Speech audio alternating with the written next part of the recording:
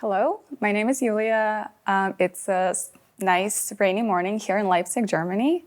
And today I have the pleasure of interviewing Bernd Sturmfels, who is the director of the Max Planck Institute for Mathematics and the Sciences here in Leipzig. And also he has been the professor of mathematics, computer science, and statistics at the University of California, Berkeley, where I'm a graduate student of his. Bernd will be one of the speakers at the International Congress of Mathematicians that will take place in the beautiful city of St. Petersburg in Russia in July 2022. And I really hope that this interview today can be both inspirational and informational to many, and it's intended for people interested in mathematics at any point of their careers. Hi, Bernd. Hello, good morning. How are you doing today? All right. Great. So let's begin. So tell us a little bit which area of mathematics that you're working in, and maybe tell us a little bit about your research. Yeah, so I've been working in different areas of mathematics throughout my career: combinatorics, commutative algebra, algebraic geometry, but always with a view towards applications to the outside of pure mathematics, particular in statistics, optimization, computational biology, and in a two-way sense. So I like to bring questions into mathematics and contribute, but in both ways.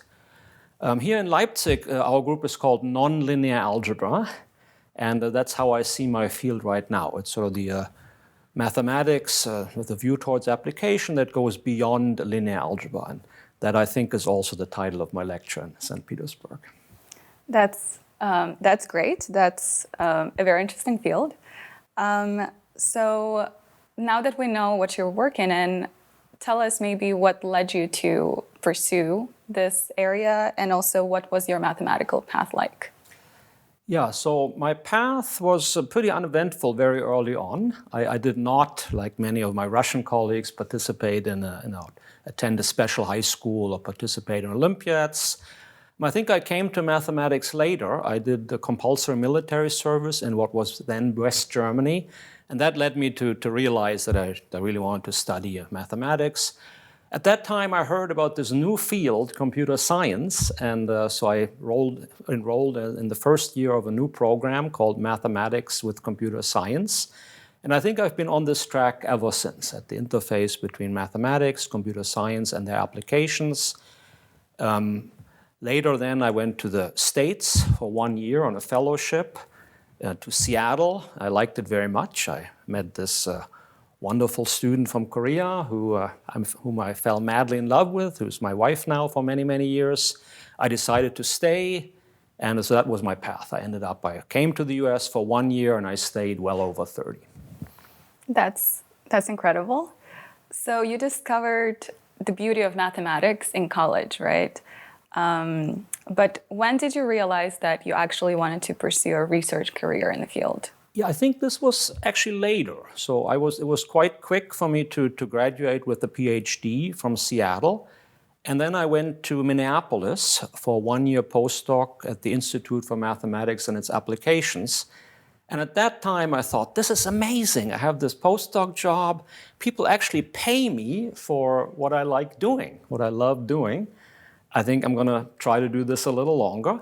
There's only one small problem, was that I was sure that I wasn't qualified to do this. So I went to the library, such as the library we're in. None of the math books made any sense to me. I went to seminars, and it seemed like I was the only one who wasn't understanding anything. So I said, that's a pretty good job. I'd like to do it. Of course, someday they'll find out that, I'm a fraud. The thing is, this was 35 years ago, and I think they haven't found out yet. Incredible. So I can very much relate to that, and I think a lot of young people can relate to that, as I think imposter syndrome is can in general be very challenging to a lot of young people. So what are some other challenges that you had to face in your career, and what did you eventually learn from them? Yeah, well, I think overall it's been a pretty good ride. But of course, being between areas and trying to connect core pure mathematics with applied topics, I did run into obstacles over the years. In particular, when I transitioned a little bit into computational biology, I think there was some pushback from established applied math communities. Who is this algebraist, coming in, getting into our turf? So I had my battles over the years, but overall it's been a very good time, and I think I've been did not have too many setbacks myself, I think. But I do see the difficulties that people sometimes have. So in your career, I'm sure you had to interact with many people, mathematicians, and work with many. Are there any mathematicians that inspire you, and why? Ooh, that's a very good question. Of course, many classical mathematicians are inspiring, so I recommend to all the young people to read the classical literature, often in your own language, whether it's Russian, French, German, Italian. Now, of course, being German, I had the fortune of being able to read the German literature, Hilbert, Riemann, Klein, Hesse, and so on. And I think Felix Klein has been a hero of mine. I mean, he really was a fantastic mathematician, but I thought also he had a vision about the philosophy of mathematics, about what geometry is, about mathematics education. So I think among the classics, Felix Klein is my hero. I was very fortunate to collaborate with many fantastic mathematicians, and I'm sure the list I give now is very incomplete, but Lou Billera, Bill Fulton, Richard Stanley, Günter Ziegler. Of course, I also worked with Russian mathematicians. Israel Gelfand in particular was really an amazing figure for me, Zelevinsky, Misha Kapranov. So I was very, very fortunate to work with them. Gelfand was particularly impressive. So he had the legendary seminars in Moscow that went on and really were inspired young people. It was tough on young people, inspiring. And he then transferred that to the States when he joined Rutgers. And I was part of this circle for a while. We even collaborated on a paper. And I think I learned some of the style that I have right now, I learned from Gelfand, to be honest. Great. So your mathematical hero, Felix Klein, that you mentioned, so he was passionate both about mathematics and mathematical education. And at this point in time, you yourself have advised more than 60 graduate students, I believe, including myself, and mentored even more postdocs. So do you like mentoring students? Do you find it rewarding? Very much. So, well, I think as a mathematician, it's particularly important to be good at teaching at all levels, and I think to enjoy teaching, so I do that. But I think working with graduate students has been particularly rewarding, because I feel this is really a stage in their career where you can make a difference. People come in with a strong background, but you can really help them to reach the next level and go on a path to their trajectory. Now, to be frank and not to be too humble, I think I'm also relatively good at it. So I think people naturally gravitate to tasks that they're good at. And there are other parts of the mathematical profession that I'm maybe not as good at, so I gravitate towards the things that I enjoy and therefore am good at. Great. So for those of us who don't know, tell us what is your advising style like? Very hands-on, so I really engage people a lot. So years ago, the University of California, Berkeley had the reputation that there were many graduate students, and students complained that the professors and their advisors do not pay enough attention to the students. My students complain that I paid too much attention to them, as you might know. So I would say very direct. I throw a lot of balls, I engage them, I challenge them. One colleague once called this the samurai method. So, however, I hope I don't walk around with a sword when I go after you guys. That would be the next step, maybe. Yeah. The ICM webpage says that you firmly believe in excellence through diversity and the axioms laid out by Federico Artila. For those listeners who don't know those axioms, let me read them or remind them what they are. So the first axiom says that mathematical potential is distributed equally among different groups, irrespective of geographic, demographic, and economic boundaries. The second axiom is that everyone can have a joyful, meaningful, and empowering mathematical experiences. The third axiom says mathematics is a powerful, malleable tool that can be shaped and used differently by various communities to serve their needs. And finally, the last axiom is every student deserves to be treated with dignity and respect. So these are certainly great axioms to build upon. So why is it that you think that diversity is so important in mathematics? Well, I think it's been a learning experience for me over the years. I certainly didn't start out being conscious like this. But throughout my experience, over the years, I realized that diverse groups, there's a lot of potential out there, and especially among female young mathematicians, that does not get realized the way it could. And I've come to find out in my environment that bringing in females and people from other underrepresented groups adds a lot. And adds a lot, in my mind, to the quality of the research through the research environment. So that the overall quality of the mathematical research and the impact that we have, both within our field and beyond, is much larger. So, and I want to have an impact. Life is very short. I'd like to have an impact. Yeah, that's a very good reason, I think. So in your opinion, do you think that in general mathematics is a solitary or a social activity? For me personally, it's a very social activity, but both is possible. So there are many, many outstanding mathematicians for whom it's a more of a solitary experience. I think sometimes to focus on a deep, long-standing problem, you have to work by yourself. You really have to withdraw, dig in deep, spend a lot of time by yourself. And a lot of mathematicians who've made, many mathematicians who've made amazing contributions have worked by themselves. Andrew Wiles, I think, to some extent is a good example. But, for me, I think mathematics is also social, and I think it can happen at many levels. So most articles these days in mathematics are co-authored. But for me personally, it's been mostly a social experience. So speaking of problems, right? Speaking of solving mathematical problems, I think a lot of young people find it challenging to find good research problems to work on. So is there some advice you can give to them? Is there some polynomial time algorithm you can share? Okay. Well, for finding problems.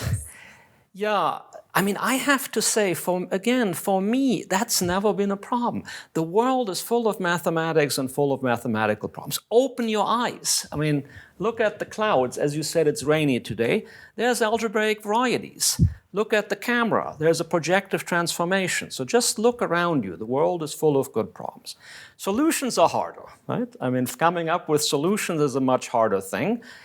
Good problems are often hard. They're difficult. You have to dig in deep. Progress is incremental. But problems, open your eyes. They're everywhere. Every problem that gets solved opens, if it's a good problem, will open 3 new questions. That is great advice. So now let me ask you a few more philosophical questions about mathematical success. So I have heard that many people say that in order to become very successful in mathematics, one has to start learning advanced math very early in life. Do you agree with that statement? Is it ever too late? I don't think it's ever too late. I think it's true that mathematics, just like sports and music, there's a technical skill that is much easier to learn when you're young. So I think if you get trained very, very young, you learn a certain technical skill at a very profound level that's much harder to acquire later. I think that is true. And that's why many colleagues, especially the ones who came, for example, from specialized high schools in Russia, are very well qualified. On the other hand, so I got to mathematics, I would say, at a sort of medium range, maybe when I was in my early 20s. And I know some colleagues who came to mathematics later. And since it's such a diverse and multifaceted activity, people can make contributions in many, many ways. So some of these colleagues, I think, still made fantastic research contributions, but also in community building, in teaching, which is very important. So I would say it's never too late. But of course, the qualities that you acquire, that you bring to the table differ and depend on the time of entry. Yeah, so it's great to know that there is hope for all of us. There's always hope. Great. So in your opinion, what is more important for a mathematician, talent or hard work? Again, giving my personal opinion, I think hard work is more important. I mean, talent, sort of by definition, is something that you're born with, and that's hard to change. It's very hard. That can be fostered by your parents, by your teachers. But hard work is something that you can control. You can choose to work hard, to be on the ball. And so in that sense, it's more important because it's in your hand. And hard work in the right environment can be a lot of fun. So that's why the samurai method encourages students to work very hard. Hard work is indeed the key. I very much agree with that. Aside from that, is there one quality you think is essential for any mathematician? Some quality that every aspiring mathematician must have? Well, every has, no. Yeah, Okay. that would be a universal quantifier that I cannot subscribe to. But one quality that I think gets underrated often is social skills. So people often think about the technical skill of solving problems and writing papers.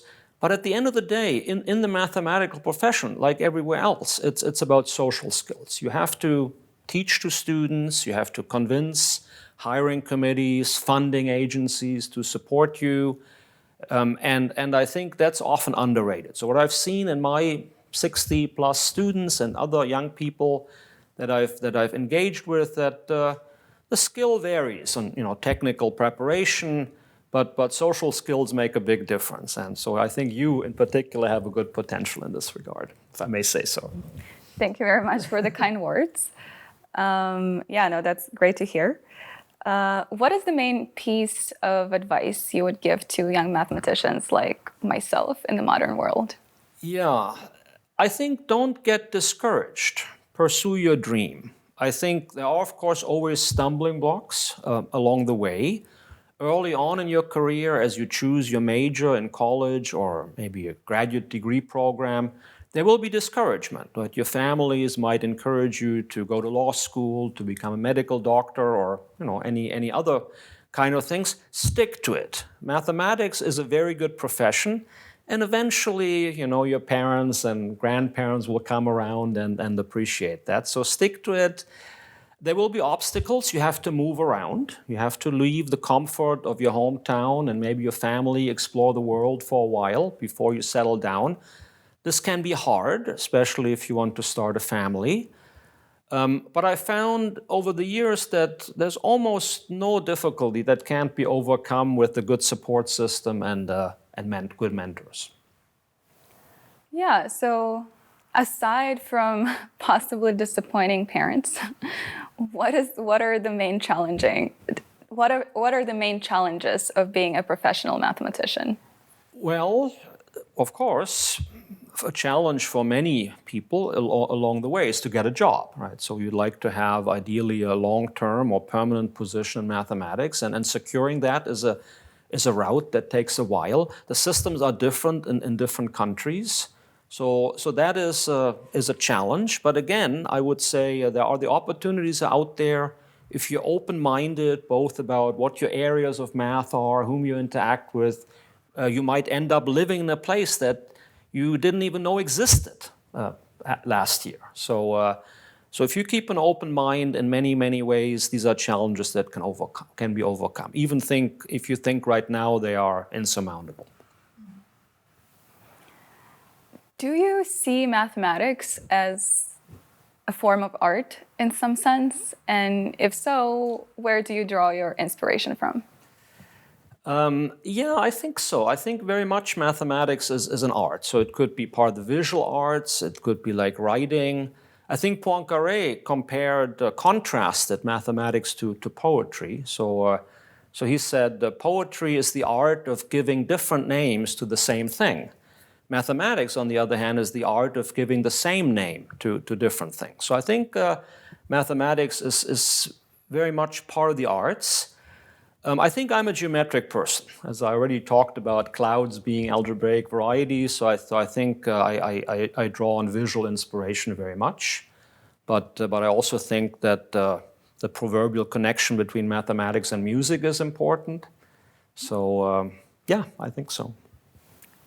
That's very interesting. I actually think that I also actually think that mathematics and poetry have a lot in common. And I think Einstein was the one who called mathematics the poetry of logical ideas. So St. Petersburg is a very poetic city. There were many poets that lived there and worked there. There are many poems that have been written about St. Petersburg.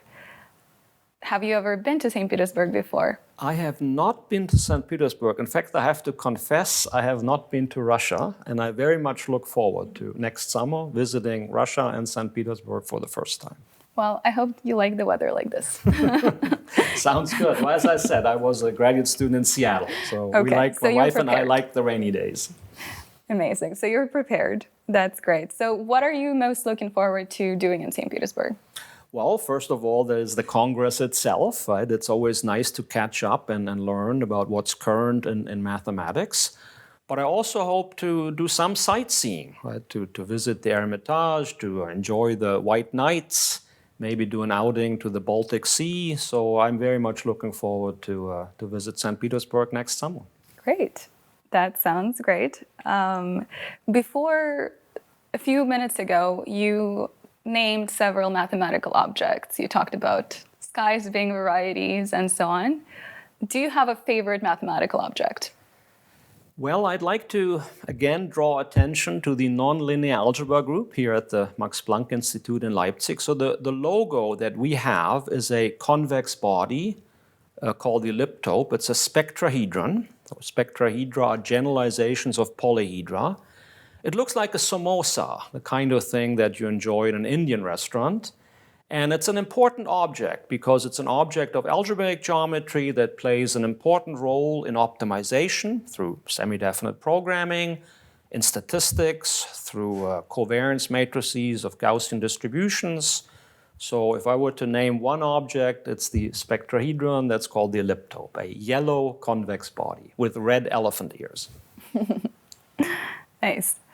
Do you ever need a break from math, or do you see math everywhere? Is the whole world Not mathematics really. to No. you? So yes, I do take a break sometimes. I occasionally do go on vacation. I like hikes. I like skiing. But it's hard to take a break because I think for me it's been my life. So I get up in the morning, I think about math, and I see math everywhere. So I don't take breaks very often. I do occasionally. Okay, got it. Looking forward, right? What do you think is the future of mathematics? What are the hot trending fields that young people should explore? Oh, that's hard to say. I mean, I think it goes on in many, many different directions. I mean, the areas of math that I'm more familiar with, so I look over the ICM classification, there are 20 numbers, 1 through 20, and they're all very exciting, from number 1 logic to 20, I think, is history of mathematics. I think geometry, algebra, and topology have been very much inspired by mathematical physics. So if we think about Fields medalists in the last 20, 30 years, maybe almost half of them in some form were inspired by physics. So one hope that I have is that ultimately biology, the life sciences will play that role. Whether this will happen, whether it will happen in my lifetime, remains to be seen. But I think the future for mathematics is bright. Data science is on everybody's mind. So maybe your parents don't just speak about being a lawyer or doctor. They will also speak to you about being a data scientist. And students sometimes ask me, what area of mathematics should I study? What area of math is relevant for data science? And my answer is your area of math. I think your area of math can be made relevant by you for data science. So data science is certainly a very big topic nowadays that's on everyone's minds, and it's great to know that learning pure mathematics can help with understanding that. What is your favorite unsolved problem in mathematics, either applied or pure, so that our listeners can attempt it at home? Okay. Now, mathematics thrives on old, long-standing problems, in addition to the new ones that I mentioned pop up all the time. I myself have not worked specifically on a long-standing problem, but I very much appreciate them. The most famous ones perhaps are the Clay million dollar prize problems. So let me name one of those. There's the Hodge conjecture, which concerns the cohomology or homology of complex, smooth algebraic varieties. So any subvariety determines a class in this homology. But of course, there are many more classes coming from non-algebraic subobjects. And the Hodge conjectures say that if a class looks like it comes from a variety, it actually does. So looks like a duck, it actually is a duck. So if I were to name one famous problem, that's the one. Also, I like it because we've seen some progress in this direction from various sides, including from a combinatorial side, where the combinatorial Hodge theory of matroids and related objects might inform some progress. So that's the one, the Hodge conjecture. Cool. So now we'll have a homework assignment before the ICM. So yeah, thank you very much for the wonderful interview. I have definitely learned a lot for myself, and I hope other people did too. We're looking forward to seeing you at the ICM and in St. Petersburg. I'm sure it will welcome you with open arms. Yes, thank you very much. It was a pleasure to do this. Thank you.